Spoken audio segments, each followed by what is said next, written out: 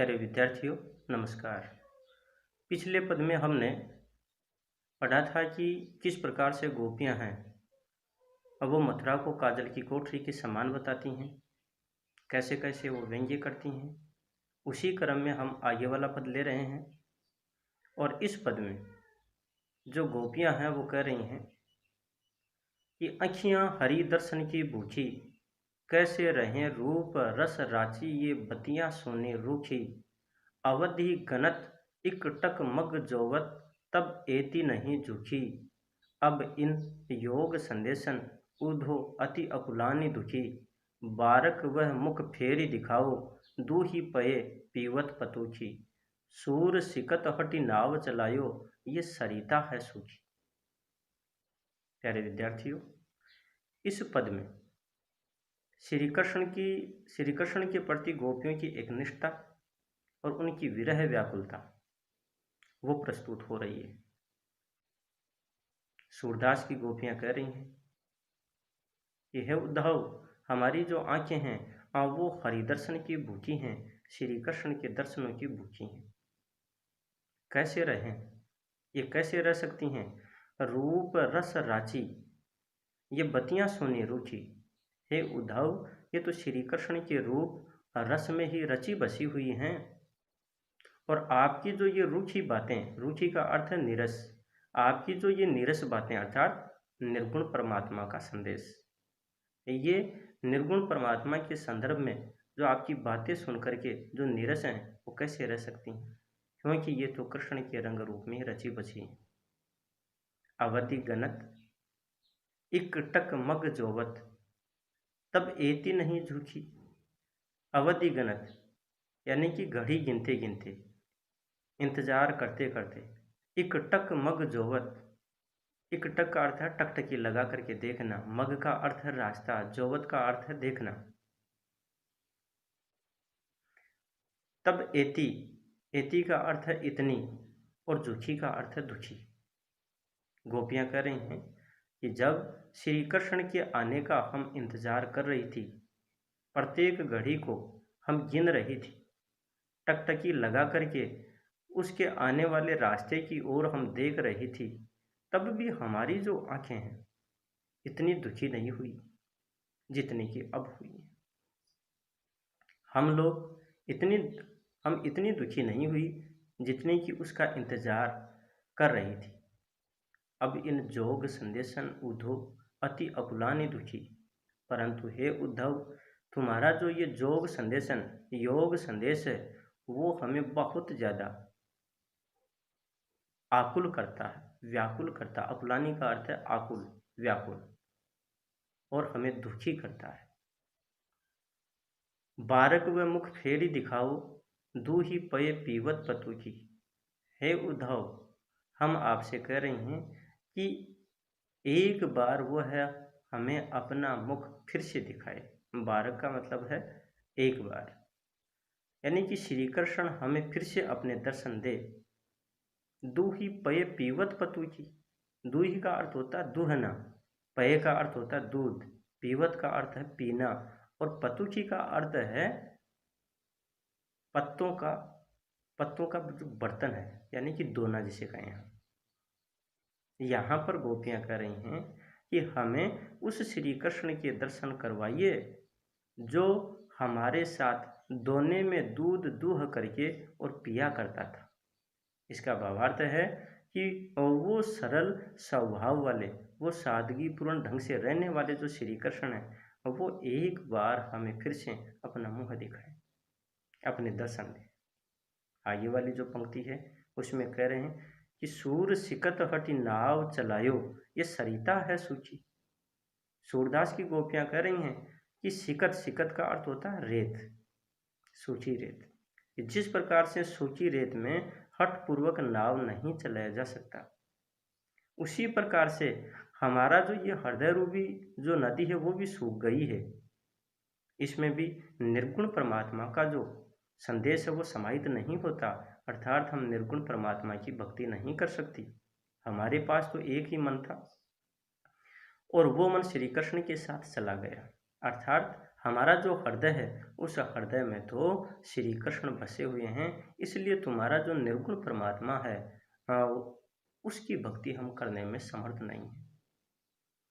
प्यारे विद्यार्थियों, यहाँ पर ये जो पंक्ति है कि सूर सिकत हटि नाव चलायो, ये सरिता है सूखी, यहाँ पर प्रश्न पूछा जाता है और इसका भावार्थ ये है कि जिस प्रकार से सूखी रेत में नाव नहीं चल सकती, उसी तरह से जो गोपियां हैं उनके हृदय में कृष्ण बसे हुए हैं और उनका मन है वो भी कृष्ण के साथ है।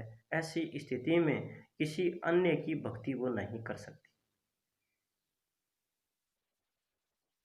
अब हम आगे वाला पद है उसको लेते हैं। आगे वाले पद में गोपियां कह रही कि निर्गुण कौन देश को वासी, मधुकर हंसी समझाए सोह दे, बूझती सांच न हंसी, को है जनक जननी को कहियत, कौन नारी को दासी, कैसो वरण भेष है कैसो, के ही रस में अभिलाषी, पावे गो पुनि कियो आपनो जोरे, कहे गो गासी, सुनत मौन हवे रहियो ठग्यो सो, सूर सबई मति नासी। यहाँ पर जो गोपियां हैं वो गोपियां उद्धव पर बहुत ही व्यंग्यात्मक बाणों की एक तरह से झड़ी लगा देती हैं, वो व्यंग्य करती हैं, उस पर उपहास उड़ाती हैं। बार बार जब उद्धव उन्हें निर्गुण परमात्मा की बात कहता है तो गोपियां उन पर प्रश्न दाग देती हैं और वो कह रही हैं कि हे उद्धव, आप जिस निर्गुण परमात्मा के बारे में बार बार कह रहे हैं वो आपका निर्गुण परमात्मा कौन से देश का निवासी है। वासी का अर्थ है बसा हुआ, बसना, निवासी। हे उद्धव, आपका निर्गुण परमात्मा कौन से देश का निवासी है। मधुकर हंसी समझा, मधुकर का अर्थ भ्रमर और वैसे है उद्धव। हे उद्धव, आप हमें हंसी हंसी में ही समझा दीजिए ना। सोह दे, बूझती, आपको सौगंध दे करके पूछ रही हैं। सांच, सच कहना, न हंसी, हम मजाक नहीं कर रही। हे उद्धव, हम तो आपसे ये पूछ रही हैं, मजाक नहीं कर रही, और आप हमें हंसते हंसते ही ये बातें बता दीजिए ना कि को है जनक, आप जिस निर्गुण परमात्मा की बात कर रहे हैं उसके पिता कौन। जननी को कहिए, जननी का अर्थ है माता, उसकी माता का क्या नाम है। कौन नारी, उसकी पत्नी का क्या नाम है। को दासी, और उसकी दासी कौन। कैसो वरण, कैसा उसका वर्ण है, रंग है। भेष है कैसो, कैसे वस्त्र धारण करता है।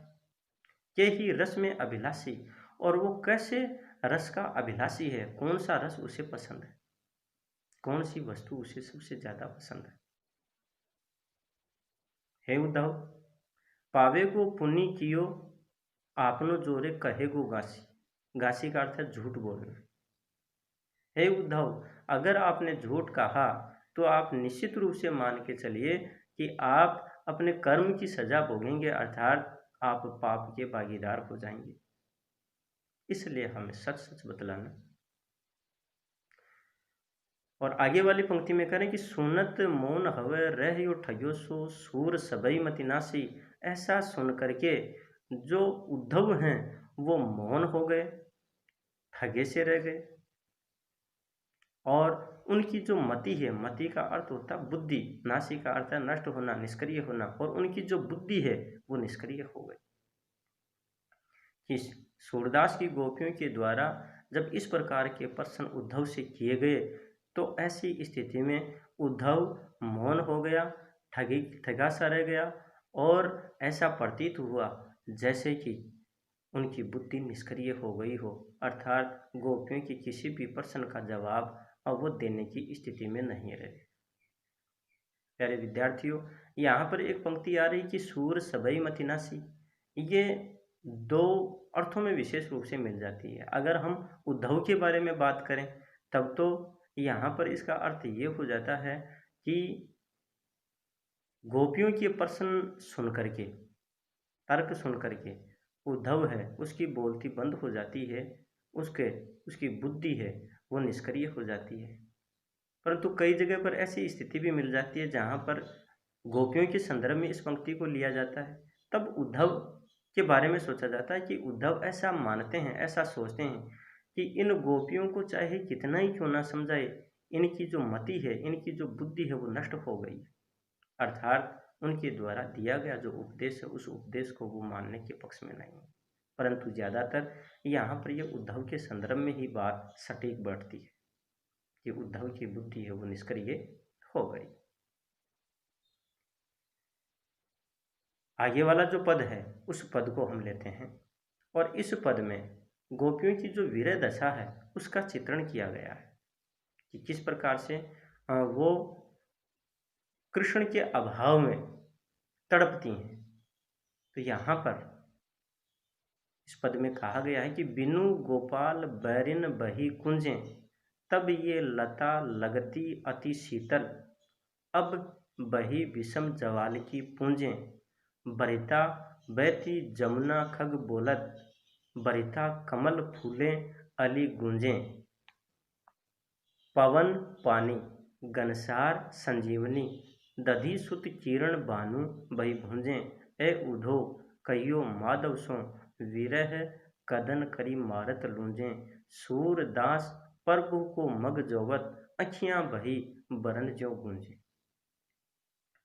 प्यारे विद्यार्थियों, इस पद में गोपियों की विरह स्थिति का चित्रण करते हुए यहाँ पर कह रहे हैं कि गोपियां कह रही हैं कि बिनु गोपाल, बिना कृष्ण के, बैरिन बही कुंजें, बैरिन का अर्थ है शत्रु, ये जो कुंज हैं, ये हरा भरा जो स्थान है, ये लता वितान से घिरा हुआ जो स्थान है, और वो शत्रु की भांति लगने लग गया।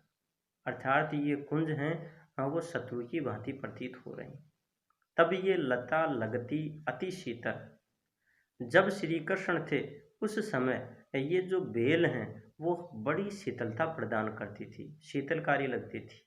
परंतु अब वही विषम ज्वाल की पुंजें, परंतु अब ये विषम ज्वाला की पुंज के समान लग रही हैं। ये एक तरह से हमें तपाने का कार्य कर रही हैं। जब श्री कृष्ण थे तब हमें बहुत अच्छी लगती थी, शीतलता मिलती थी इनसे, परंतु अब तो हमें तपाने का कार्य कर रही हैं। ऐसे लग रहा है जैसे कि ज्वाला की अग्नि का समूह आग की लपटें। इसी क्रम में आगे कह रहे हैं कि बरता बहती जमुना, अब तो ये यमुना नदी है वो भी व्यर्थ में ही बहती है। बरता शब्द का अर्थ है व्यर्थ। यमुना नदी है वो भी व्यर्थ में ही बह रही है। जब श्री कृष्ण थे ये नदी बहुत अच्छी लगती थी, परंतु अब व्यर्थ में बहती हुई प्रतीत हो रही है। खग बोलत, ये जो पक्षी हैं वो भी व्यर्थ में ही बोल रहे हैं। बरिथा कमल फूले, और ये खिले हुए कमल हैं वो भी व्यर्थ ही लग रहे हैं। अली गूंजे, अली का अर्थ है भरमर, गूंजे का अर्थ है गुंजायमान। इस समय जो ये भरमर गुंजायमान है, इन भरमरों का ये गुंजार भी हमें अच्छा नहीं लगता। आगे यहाँ पर कह रहे हैं कि पवन पानी घनसार संजीवनी, दधि सुत किरण भानु बही भुंजे। पवन वायु कि उस समय जब श्री कृष्ण साथ थे तो ये धीमे धीमे बहने वाला जो पवन है ये भी हमें बहुत अच्छा लगता था। ये जल पानी, ये जल है, ये भी बहुत अच्छा लगता था। ये घनसार, घनसार का अर्थ होता है कपूर, अर्थात सुगंधित पदार्थ। ये सुगंधित पदार्थ हैं वो भी बहुत अच्छे लगते थे। संजीवनी बादल, ये जो बादल हैं वो भी बहुत अच्छे लगते थे। जो उमड़ती घुमड़ती जो घटाएं हैं वो घटाएं भी बहुत अच्छी लगती थी। परंतु ये जो दधिसुत है यानी चंद्रमा, ये चंद्रमा भी बहुत अच्छा लगता था। मगर भानु भई भुंजे, अब ये जो चंद्रमा है वो भी हमें ऐसे लग रहा जैसे कि सूर्य की किरणें हैं। जिस प्रकार से सूर्य की किरणें भूनने का काम करती हैं, तापने का काम करती हैं, जलाने का कार्य करती हैं, उसी तरह से चंद्रमा की ये किरणें हमें अब सूर्य की किरणों के समान लगने लग गई। अर्थात अब हमें सौंदर्य प्रसाधन है वो भी अच्छा नहीं लगता, ये चंद्रमा है वो भी अच्छा नहीं लगता, ये समस्त जो प्रकृति आनंद देती थी वो भी अब हमें अच्छी नहीं लगती। हे उद्धव कहियो माधव सो, उस कृष्ण से कहना, विरह कदन करी मारत लूंजे। इस विरह ने हमें मार मार करके घायल कर दिया है। लूंजे का अर्थ होता है एक तरह से घायल करना, कि इस विरह ने हमें बहुत ज़्यादा घायल कर दिया है। सूरदास प्रभु को मग जोवत, सूरदास की गोपियाँ कह रही हैं कि श्री कृष्ण का रास्ता देखते देखते, मग जोवत रास्ता देखते देखते, आँखियाँ बही बरण ज्यों गूंजें, हमारी जो आँखें हैं वो गूंजे के समान लाल हो गई। अर्थात यहाँ पर गोपियों की जो विरह स्थिति है वो पराकाष्ठा पर पहुँची हुई है, चरमोत्कर्ष पर है। और इसी क्रम में वो श्री कृष्ण से एक पल के लिए मिलने को बड़ी आतुर हैं। प्यारे विद्यार्थियों, ये जो पद है इस पद को व्याख्या के रूप में बोर्ड की परीक्षा में भी पूछा गया है।